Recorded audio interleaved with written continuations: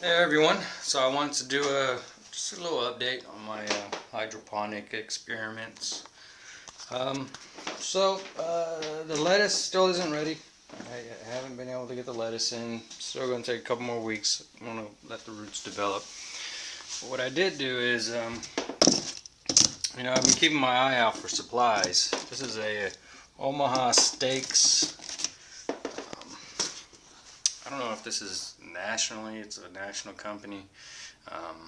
But they specialize in like fresh feed, farm raised or range free kind of meat, beef, any kind of animal really. They have all different animals: rabbit, deer, antelope, you name it. They're all over Southern California, and you buy this stuff. It's frozen. It's all flash frozen in little packages. It's pretty good stuff. I've tried it, but this didn't come from me. This wasn't for me. One of my neighbors apparently really likes it. I mean, I would say the amount of beef that would go into this container, I mean, this must have been 500, 600 bucks worth of meat. Stuff is not cheap. It is not cheap at all. So that's why I don't go there often. Just randomly I'll grab something. So neighbor's throwing this out on the street.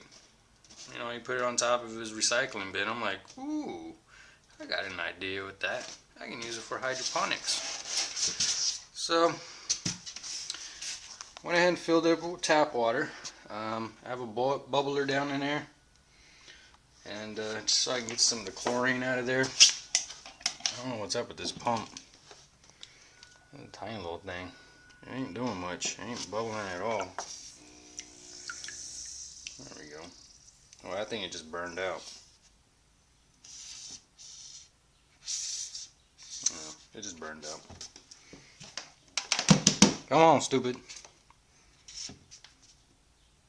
Oh, that's gonna work.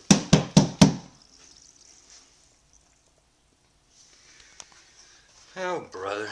I need to get a new pump. It was bubbling really well a minute ago. This thing is pretty old. I use it in my bamboo. Alright, so I need to get a new pump. I'll do that later on today. So, I also got these baskets. So what I'm going to do is I'm going to go ahead and drill some holes right in the top here.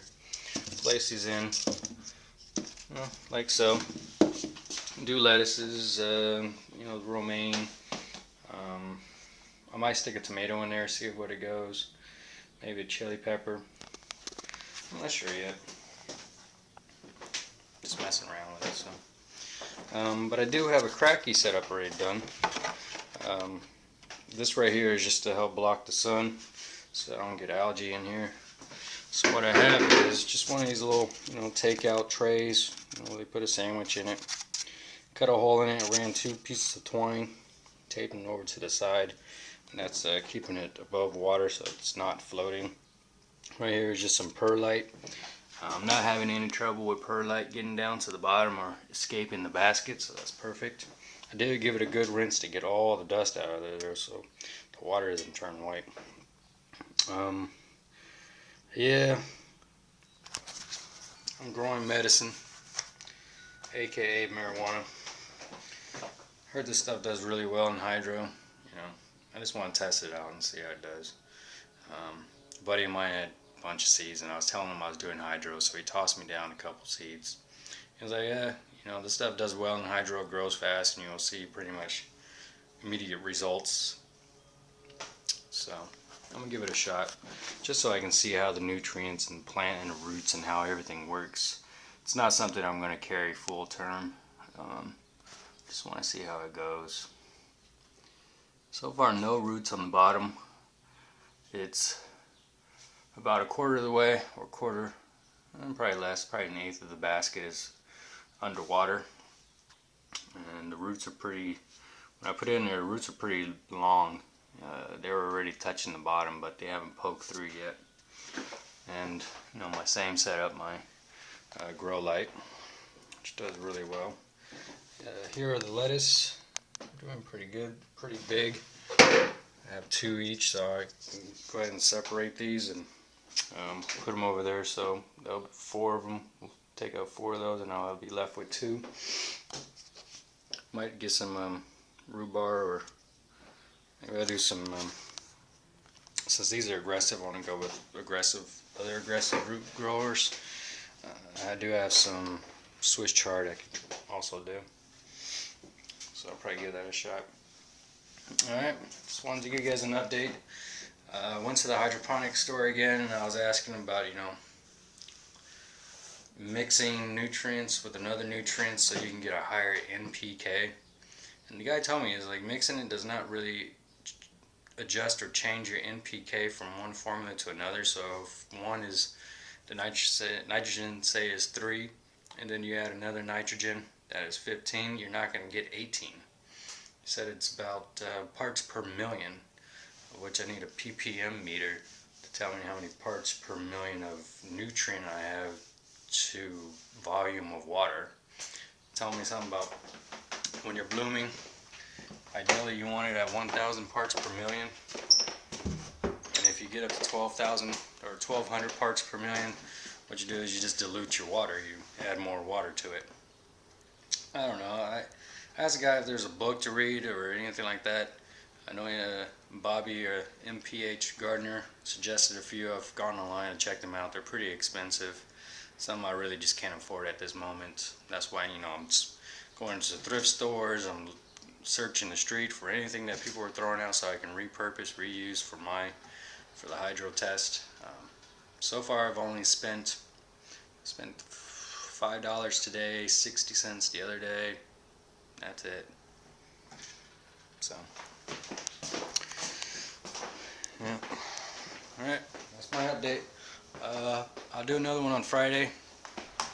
Well, today's Tuesday, March 11th, I believe. March 12th.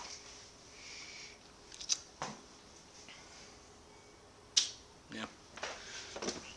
So I'm doing an update. Let's just go look at the tomatoes. Alright, so here are the tomatoes. I started back in January. These puppies are they're looking excellent, freaking excellent. I love the way they look. Remember last year I had a little bit of early blight and a lot of disease problems, but this year, no, none at all, no problems whatsoever, none. Keep my fingers crossed, knock on wood. Everything is doing good. I'm actually going to plant a couple of these at a friend's house this coming Friday. Every year I do her tomatoes. I did her tomatoes last year and they actually overwintered them. Still got tomatoes. What else we got? Those are all cherries. There's a black sea. Yeah, they're doing good. We have some more tomatoes down there. Some peppers, some bell peppers. Tomatoes I took out early from the room, the Rutgers Red. Got a little bit of growth on it, not too much. They're a little slow going. The chilies are doing good. I had my Trinidad Scorpion. I saw Mike Edison was up here. He killed that one, and he also killed this one. Other ones are showing just slight signs of a little bit of sunburn, a little sun damage. I guess I didn't harden them off slow enough, but there's plenty here to make up for any deficiencies or any losses. Everything kind of balances itself out. And since this pot's no longer, plant's gone, I just stuck an elephant ear in there, and this little succulent fire plant, little pieces that broke off, and this I'm actually experimenting to see if I can get it to root, because I opened up this section. These are trailing figs, so this is going to go up against the wall. Down here are elephant ears that I transplanted from one side to another over here. They're very small, tiny. So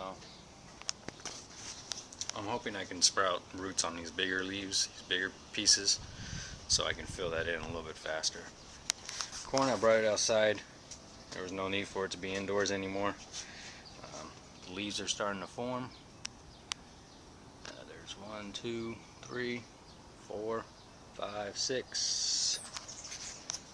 6 pods that didn't sprout. It's not bad. Still pretty good. Success.